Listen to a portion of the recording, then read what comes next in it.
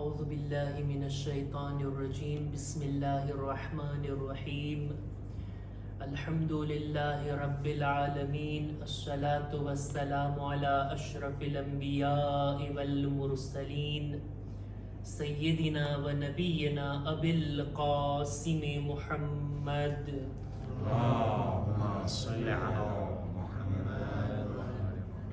وعلى أهل بيته الطيبين الطاهرين المعصومين المظلومين ولعنة الله على أعدائهم أجمعين أما بعد فقد قال الله سبحانه وتعالى في كتابه الكريم بسم الله الرحمن الرحيم شهر رمضان الذي أنزل فيه القرآن صلوات بر محمد وآل محمد اللهم صل على محمد وآل محمد ખુદાવંદ આલમનો શુક્ર અદા કરીએ છીએ કે આપણને પોતાની મહેમાનીમાં આ મહિનાની અંદર બોલાવ્યા માહે મુબારક રમઝાનની ઇબાદતો કરવાની આપણને નેક તૌફીક અતા કરી.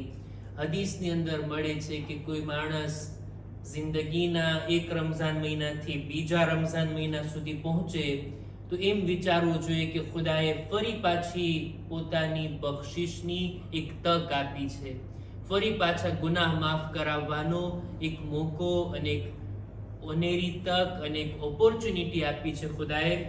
આ હજી એક રમઝાન મહિનો આપણને જિંદગીનું જોવું નસીબ થયું. હદીસની અંદર મળે છે કે રસૂલે ખુદાની હદીસ છે કે ઇન્નલ જન્નતા મુશ્તાકતુન ઇલા અરબઅત નફર, ચાર લોકોના બારામાં જન્નતને શોખ છે કે આ લોકો આવે અને મારી અંદર દાખલ થાય. આપણે બધાને જન્નતનો શોખ હોય પણ જન્નતને ચાર લોકોનો શોખ છે, ચાર લોકોથી મોહબ્બત કરે છે કે આ લોકો આવે. કોણ કોણ? મુતઇમિલ જીઆન વ હાફિઝિલ લિસાન વ તાલિલ કુરઆન વ સાઇમ શહર રમઝાન. જન્નતને શોખ છે આ ચાર લોકોનો, ચાર ઇબાદતો કરવા વાળાઓનો. સૌથી પહેલા તો ભૂખ્યાઓને ખાણું ખવડાવનાર, લોકોને જમાડનાર. બીજું પોતાની જબાનની હિફાજત કરનાર, અને ત્રીજું કુરાન મજીદની તિલાવત કરનાર, અને ચોથું માહે મુબારક રમઝાનના રોઝા રાખનાર. હદીસની અંદર મળે છે કે ઇન્ન રમઝાન ઇન્નલ જન્નતા લા તુઝય્યનુ મિનસ સનતિ ઇલસ સના લિસુવમ શહર રમઝાન. જન્નતને દર વર્ષે રમઝાન મહિનામાં સજાવવામાં આવે છે, ખૂબસૂરત અને શોભિત કરવામાં આવે છે. કોના માટે?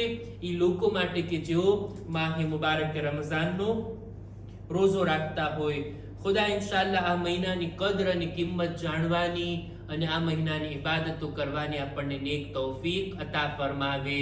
દુઆની કબૂલી વાસ્તે એક બાવાસે બુલંદ સલવાત. اللهم صل على محمد وآل محمد وعجل. અને આ મુબારક મહિનાની આ નૂરાની રાતોની અંદર ખુદાએ આપણને તૌફીક આપી કે આપણે કુરાન મજીદ ઉપર ચર્ચા કરવા માટે જમા થઈએ અને દરરોજ કુરાન મજીદની એક આયતને ચર્ચામાં લાવીએ અને એના ઉપર ગૌર ફિક્ર કરી અને જિંદગીમાં ઉતારવાની કોશિશ કરીએ.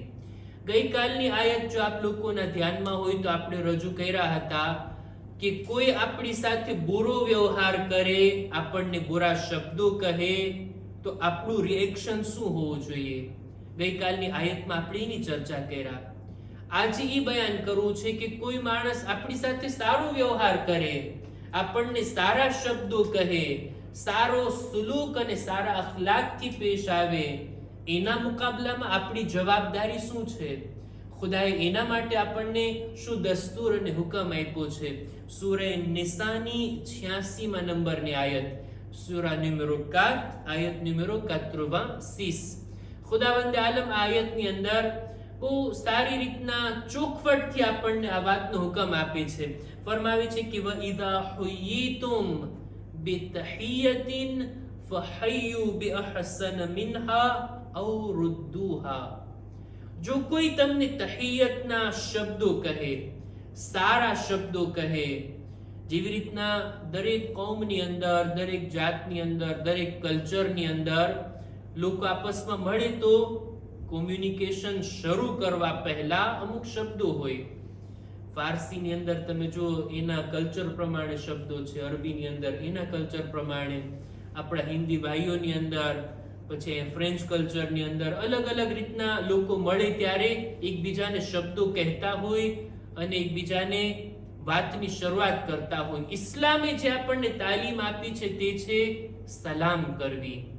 સલામથી આપણી વાતની શરૂઆત થાય ને, મુલાકાત હોય એટલે સૌથી પહેલા આપણે સલામ કરતા હોય.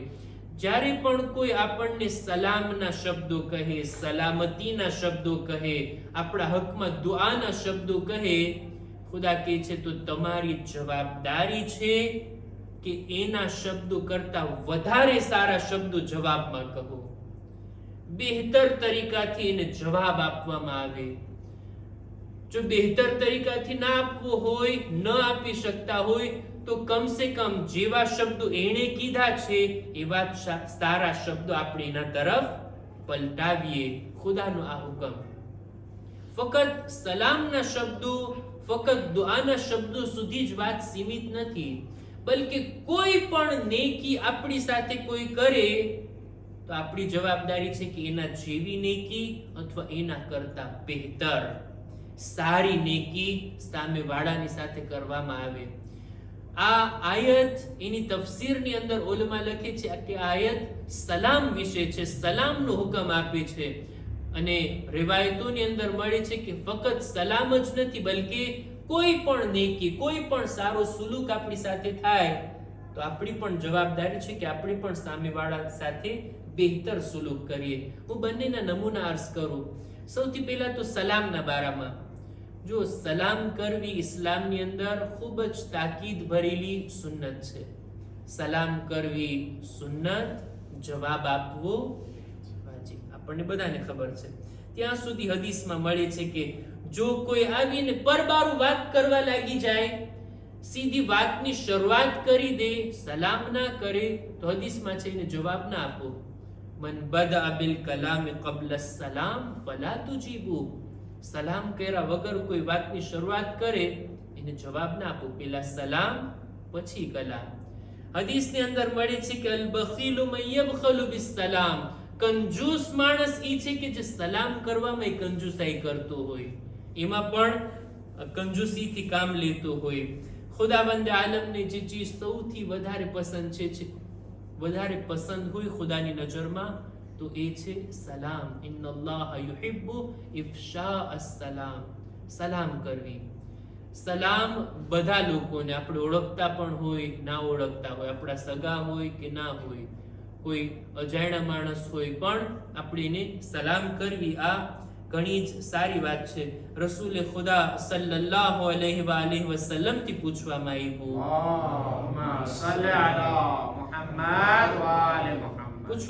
અય્યુલ અમલી ખૈર, એ રસૂલે ખુદા બતાવો જો સારામાં સારું કામ કયું છે?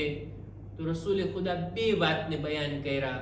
ફરમાવે છે કે તુતઇમુત તાઆમ વ તકરઉસ સલામ અલા મન અરફતા વ મન લમ તઅરિફ.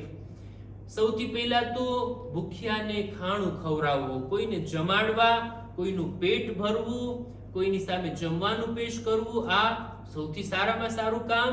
અને બીજું, દરેક લોકોને સલામ કરવી, ઓળખતા હોય કે ના ઓળખતા હોય, બધાને સલામના શબ્દો કહેવા. અને આ આયતની અંદર છે ને, કોઈ તમને સલામના શબ્દો કહે તો જવાબમાં બહેતર જવાબ આપવામાં આવે.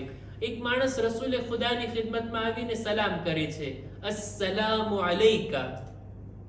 આ શબ્દો વડે અસ્સલામુ અલૈકા, સલામ થાય તમારા ઉપર. રસૂલે ખુદા કહે છે વ અલૈકસ સલામ વ રહમતુલ્લાહ. રસૂલના સલામનો જવાબ આપ્યા કે તારા ઉપર પણ સલામ થાય, ન ફક્ત સલામ, અલ્લાહની રહેમત પણ તારા ઉપર વરસે. બીજો માણસ આવ્યો, એને આ રીતના સલામ કરી, અસ્સલામુ અલૈકા વ રહમતુલ્લાહ. યા રસૂલલ્લાહ, તમારા ઉપર સલામ અને અલ્લાહની રહેમત થાય. રસૂલે ખુદાને જવાબમાં થોડુંક વધારીને કહે છે વ અલૈકસ સલામ વ રહમતુલ્લાહી વ બરકાતુહ. તારા ઉપર પણ સલામ થાય, રહેમત થાય અને અલ્લાહની બરકત પણ નાઝિલ થાય. જેવી રીતના કોઈ સલામ કરતું રસૂલ ખુદા કંઈક વધારો કરીને એમાં ઉમેરો કરી અને એને સલામનો જવાબ આપતા. આ આયત ઉપર અમલ કરતા હોય અને આ આયત ઉપર આયતને ધ્યાનમાં રાખીને, હુકમને ધ્યાનમાં રાખીને એક માણસ આવીને આ રીતના આટલી લાંબી સલામ કરે છે, અસ્સલામુ અલૈકા વ રહમતુલ્લાહી વ બરકાતુહ. હદીસમાં વાંચી રહ્યો તો હવે જવાબમાં શું કીધું રસૂલે ખુદાએ? એમ જો આવતા જાય લોકો, લાંબી લાંબી સલામ કહેતા જાય અને સામે લાંબા લાંબા જવાબ મળતા જાય, રસૂલે ખુદા એના જવાબમાં, આ લાંબી સલામના જવાબમાં રસૂલે ખુદા ફક્ત એક શબ્દ કહે છે, વા અલૈકા. એટલું ઓલાના મગજમાં સવાલ આવ્યો, યા રસૂલલ્લાહ, મેં આટલી મોટી સલામ કરી તમને, તમે આટલો ટૂંકો જવાબ જ આપ્યા. રસૂલે ખુદા કહે છે કે તે કંઈ રાખ્યું જ નહીં વધારવા માટે, તે જ બધા શબ્દો કહી દીધા. એટલે જેવા શબ્દો તે મને કીધા છે એટલા જ શબ્દો મેં તારા ઉપર કહી દીધા અને તારા ઉપર પણ સલામ થાય, રહેમત થાય અને અલ્લાહની બરકત થાય. બહરહાલ આ આયતની અંદર આવા સલામના શબ્દો, દુઆના શબ્દો કોઈ આપણને કહે તો આપણે બહેતર તરીકાથી એને જવાબ આપવાનો હોય. આ ફક્ત સલામ સુધી જ વાત નથી રહેતી. કોઈ પણ નેકી, કોઈ પણ ehsan, કોઈ પણ ભલાઈ આપણી સાથે કરે. એક દિવસ આપણા બીજા ઇમામ, ઇમામ હસન મુજતબા અલૈહિસ્સલામ, અલ્લાહુમ્મા સલ્લી અલા મુહમ્મદ વ આલે મુહમ્મદ, પોતાના અસહાબની સાથે બેઠા હતા. રાવીનું નામ છે અનસ. પોતે બયાન કરે છે કે બીજા ઇમામની ખિદમતમાં અમે બેઠા હતા. એક કનીઝ, ઇમામના ઘરની એક કનીઝ બાગમાંથી એક સારું મજાનું ફૂલ તોડીને લાવી. બહુ સારું મજાનું ખુશ્બુદાર ફૂલ હતું. લાવીને ઇમામની ખિદમતમાં પેશ કર્યું, મૌલા આ તમારા માટે, આ તમારી ખિદમતમાં, બાગની અંદર મને બહુ સારું ફૂલ દેખાણું. મેં વિચાર કર્યો કે આ ફૂલને લઈ અને હું ઇમામની ખિદમતમાં પેશ કરું. ઇમામે એનો આ તોહફો સ્વીકારી લીધો. ઇમામ આ ફૂલને લીધા, એની ખુશ્બુને સૂંઘ્યા, રાજી થયા, ખુશ થયા અને ઇમામ કહે છે, જા, મેં તને રાહે ખુદામાં આઝાદ કરી, મેં તને આઝાદ કરી દીધી, કનીઝીમાંથી તું હવે નીકળી ગઈ. આ રીતના ઇમામ એના ઉપર ehsan કર્યા. જો કોઈ પણ ગુલામ અને કનીઝ ઈ જમાનાની અંદર એની મોટામાં મોટી આરઝુ એ હતી કે આઝાદ થઈ જાય, ગુલામીમાંથી નીકળી જાય, કનીઝીમાંથી નીકળી જાય અને આઝાદ ઇન્સાનોની માફક જિંદગી જીવવા લાગે. એ પણ આસાન નહોતું, આસાન નહોતું. આપણા ઇમામો આ રીતના કરતા, ગુલામોને, કનીઝોને ખરીદતા, તાલીમ આપતા, એમને માલ આપતા, એમને જમીન આપતા, બાગ આપતા અને પછી એને આઝાદ કરી દેતા. બહાના ગોતતા કે કોઈને આઝાદ કરી દે. આ મોકા ઉપર પણ એક ફૂલ લાવે છે આ કનીઝ. ઇમામ ખુશ્બુ સૂંઘ્યા અને એને આઝાદ કરી દીધા. અસહાબ લોકો એતરાઝ કરે છે, મૌલા એ મોટો કારનામો કરીને નથી લાવી, કઈ બહુ મોટું કામ નથી કરી દીધું એને, કે એના બદલામાં તમે આટલી મોટી કિંમત આપો છો, આટલી મોટી ચીજ એને આપો છો અને એ પણ એની આઝાદી. ઇમામ ફરમાવે છે કે ભલે એને કોઈ બહુ મોટું કામ ના કર્યું હોય પણ ખુદાનો હુકમ અમારી નજરમાં છે. ઇમામ આ જ આયતની તેલાવત કર્યા, વ ઇઝા હુયીતુમ બિતહિયતિન ફહય્યુ બિઅહસન મિન્હા અવ રુદ્દુહા. જ્યારે પણ કોઈ તમને સારા કલામ કહે, હું આયતને ફરીવાર પઢું, વ ઇઝા હુયીતુમ બિતહિયતિન ફહય્યુ બિઅહસન મિન્હા અવ રુદ્દુહા. જ્યારે પણ કોઈ તમને સારા શબ્દો કહે અથવા તમારી સાથે કંઈ ભલાઈ કરે તો ભલાઈનો બદલો એ છે કે એના કરતા વધારે મોટી ભલાઈ આપણા તરફથી હોય. ઇમામ કહે છે, એ મારા માટે ફૂલ લાવી, બીજું શું કરી શકી, પણ મારી નજરમાં જ્યારે મેં જોયું તો હું એને આઝાદ કરી શકું છું અને આટલી મોટી ભલાઈ મેં એના હકમાં કરી. ખુદાએ અમને આવી તાલીમ આપી છે. ઇમામ કહે છે, ખુદાએ અમને આવો અદબ શીખાડ્યો છે કે ehsanનો બદલો ફક્ત ehsan નહીં બલકે મોટું ehsan એના ઉપર કરવામાં આવે. આ રીતના ઇમામોની સીરત, આ રીતના ઇમામ આપણને શીખવે છે. ખરેખર લોકો જો એકબીજાના ehsanની કદર કરતા થાય, એકબીજાએ કરેલી ભલાઈઓને યાદ રાખે અને એ ભલાઈનો સારો બદલો વળતર રૂપે આપે તો ખરેખર સમાજની અંદર કેટલી મુશ્કેલીઓ ખતમ થઈ જાય, કેટલા ઝઘડા અને કજિયા ખતમ થઈ જાય અને લોકો સુલહ, શાંતિ અને મોહબ્બતની સાથે જિંદગી જીવવા લાગે. ખુદા ઇન્શાઅલ્લાહ ઇમામોની સીરત ઉપર અને કુરાન મજીદની આયત ઉપર અમલ કરવાની આપણને નેક તૌફીક અતા ફરમાવે. અહેકામ અને મસાઇલની અંદર આપણે આજે બે મસલા મારે બયાન કરવા છે. હકીકતમાં મારે આ બે મસલાની ચોખવટ કરવી છે જે મારાથી પૂછવામાં આવ્યા. સૌથી પહેલા તો આપણે કાલે અર્ઝ કર્યા હતા મસલાની અંદર કે રોઝાની હાલતમાં જો આપણે ઇન્જેક્શન લગાડીએ અથવા તો બોટલ ચડાવીએ, સેરોમ ચડાવીએ અથવા તો આપણે લેબોરેટરીમાં જઈને આપણું ખૂન આપીએ અને એ સિવાય આંખમાં કે કાનમાં કંઈ દવા નાખીએ, એનાથી આપણા રોઝાને કંઈ ફરક પડતો નથી, આપણો રોઝો તૂટતો નથી. સવાલ એ છે કે ક્યારેક કોઈને શ્વાસની બીમારી હોય, આસ્મ કહેવાય ને એને, એસ્ટોમા, જો એની કોઈને બીમારી હોય તો પછી એને સ્પ્રે આપવામાં આવે મોઢામાં નાખવાનો. એ સ્પ્રેની અંદર જે કંઈ પણ હોય એ લિક્વિડ નથી હોતું, કંઈ ખાવાની કે પીવાની ચીજ નથી હોતી, એવી દવા હોય છે કે જે નાખવાથી આપણા ફેફસા સુધી પહોંચે, આપણા પૂમો સુધી પહોંચે. એ પેટમાં નથી જાતું કે આપણા શિકમમાં જાતું હોય, આપણા સ્ટમકમાં જાતું હોય, ના, બલકે આપણા ફેફસા સુધી જાતી હોય. એવી દવા લેવાથી પણ, એવો સ્પ્રે લગાડવાથી પણ આપણા રોઝાને કંઈ અસર પડતો નથી, આપણો રોઝો સહી છે. રોઝાની હાલતમાં ઈ દવા લઈ શકાય છે. મારા ખ્યાલથી આ મસલો ક્લિયર. એક સલવાત પર મુહમ્મદ વાલી મુહમ્મદ. અને બીજી વાત, રોઝાની શરૂઆત ક્યારે થાય અને રોઝો પૂરો ક્યારે થાય? શરીયતના મસલા પ્રમાણે સુબહની નમાઝનો સમય થાય એટલે આપણા રોઝાની શરૂઆત, અને મગરિબની અઝાન થાય ત્યાં આપણો રોઝો પૂરો થઈ જાય છે. રોઝો એની મેળે શરૂ થઈ જાય સુબહની અઝાનથી અને મગરિબની અઝાનના ટાઈમે પરબારો એની મેળે ખુલી જાય છે. રોઝો એક ડબ્બાનું નામ નથી કે આપણે એને બરાબર બંધ કરીએ અને મગરિબ ટાઈમે આપણી ડબ્બાને ખોલીએ, ના, એવું નથી. રોઝા માટે આપણી શરીયતમાં આપણા મસલાની અંદર એમ છે કે આપણે સહેરી વખતે સુબહની નમાઝ પહેલા જે કંઈ ખાવું હોય તે ખાઈ પી લઈએ. સુબહની નમાઝથી આપણે ખાવા પીવાનું સ્ટોપ, આપણો રોઝો ચાલુ. મગરિબનો ટાઈમ થાય એટલે આપણો રોઝો ખુલી જાય. તમે ઇફતાર કરો કે ના કરો, ખજૂર ખાઓ કે ના ખાઓ, ઇફતાર તમે મગરિબની નમાઝ બાદ કરો, ઈશાની નમાઝ બાદ કરો, 1 કલાક પછી કરો, એમાં કઈ આપણા રોઝાને ફરક પડતો નથી. હા, મસલો એ છે કે આપણે એહતિયાત કરવાની સાથે આપણા રોઝાને એહતિયાતની સાથે શરૂ કરીએ અને એહતિયાતની સાથે પૂરો કરીએ, જેથી આપણને ખાતરી થઈ જાય કે શરીયતની જે આ લિમિટ છે રોઝો રાખવાની, એની અંદર મેં રોઝો રાખ્યો અને મેં કંઈ ખાધું પીધું નથી. એટલે આપણે સુબહની નમાઝથી 10 મિનિટ પહેલા આપણે ખાવા પીવાનું બંધ કરી નાખીએ છીએ. મગરિબની અઝાન થઈ જાય પછી પણ આપણે નમાઝ પઢી અને નિરાતે રોઝો ખોલતા હોઈએ છીએ. આ એહતિયાતની બાબત છે. નહીતર આપણે સુબહની અઝાન, દાખલા તરીકે અત્યારે કેટલા વાગે છે? 5:03, બરાબર, 5:03. આપણે એહતિયાતન 10 મિનિટ અગાઉ આપણે રોઝો બંધ કરી લેતા હોઈએ છીએ.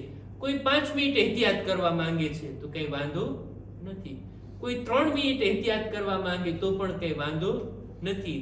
પણ સાવ પછી એવી રીતના નહીં કે 5 ને 2 મિનિટ ને 30 સેકન્ડ સુધી હું ખાતો જ રહું, ના, એટલી હદ સુધી આપણે ના કરવું જોઈએ. અમારે ત્યાં ઈરાનની અંદર મને યાદ છે, અમારા મદ્રેસામાં સહેરીનો ટાઈમ બાકાયદા મિનિટ, કલાક, મિનિટ અને સેકન્ડ પણ ગણાવતા કે આટલા વાગે થાય છે, એટલું દકીક તમને ટાઈમ કહેતા. ઘણા લોકો સેકન્ડનો હિસાબ કરી લેતા કે ભાઈ આપણે આ છેલ્લી સેકન્ડ સુધી ખાશું. ના, એવું ના હોય, બલકે થોડોક એહતિયાત કરવો જોઈએ. પણ એહતિયાત 10 મિનિટ કરે, 5 મિનિટ કરે, 3-4 મિનિટ કરે તો પણ ચાલે અને આપણે આપણા રોઝાને શરૂ કરી નાખે. નિયતની સાથે આપણે સુબહની અઝાનથી રોઝાની નિયતમાં હોઈએ અને મગરિબની અઝાનમાં આપણો રોઝો ઓટોમેટિક ખુલી જાય છે. મારા ખ્યાલથી આ મસલો ક્લિયર હશે અને હવે એની અંદર કંઈ ઇશ્કાલ નહીં હોય. આ સિવાય બીજા કોઈ મસાઇલ હોય કે જે જરૂરી લાગતા હોય, જે મારાથી પૂછવામાં આવતા હોય, એ મસાઇલને આપણે અહીંયા લાવશું અને ઇન્શાઅલ્લાહ એના ઉપર ચર્ચા કરશું. ખુદાની બારગાહમાં દુઆ ગુજારીએ, પરવરદિગારા અમોને તારા દીન પર અમલ કરવાની નેક તૌફીક અતા કર. રમઝાન મહિનાની અમારી ઇબાદતોને કબૂલ કર. ખુદાયા આઈંદા દિવસોમાં બહેતર તરીકાથી ઇબાદત કરવાની અમોને નેક તૌફીક અતા કર. પરવરદિગારા અમારા મા બાપના ગુનાહોને માફ કર. અમારી ઔલાદને નેક તૌફીક નસીબ કર. ઝમાનાના ઇમામના ઝુહુરમાં તાજીલ ફરમા. અમારો શુમાર એમના સાથીઓમાં કર. રબ્બના તકબ્બલ મિન્ના ઇન્નકા અંતસ સમીઉલ અલીમ. બર મુહમ્મદ વ આલે મુહમ્મદ સલવાત. અલ્લાહુમ્મા સલ્લી અલા મુહમ્મદ વ આલે